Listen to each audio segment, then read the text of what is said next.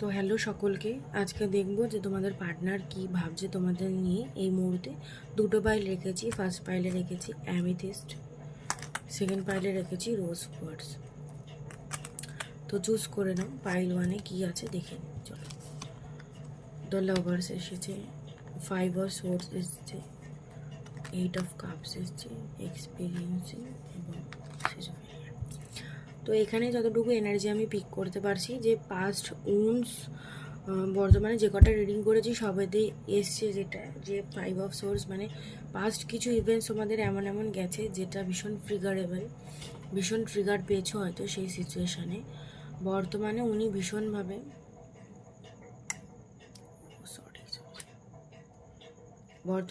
ভীষণভাবে ওই দুই নৌকায় ফেসে রয়েছেন এবং ওনার লাইফে চয়েস তো অবভিয়াসলি আছে, বাট উনি সেরকম কিছু বলতে পারছেন না এবং বলার জায়গায় উনি নেইও।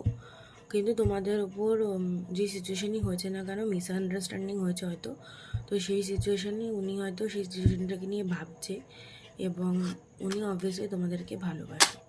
এটা ছিল অ্যামিথিস্ট রিডিং। এবার দেখবো রোজ কোয়ার্টজ। প্রথমেই উনি ভীষণ দুঃখ করে রয়েছেন, হয়তো সাকসেস পাচ্ছে না, ফাইন্যান্সিয়াল আপ ডাউন চলছে হয়তো লাইফে, ভীষণ প্যাশনেট এবং কথাবার্তা বলতে চাইছেন সেরকমও এনার্জি আছে। হয়তো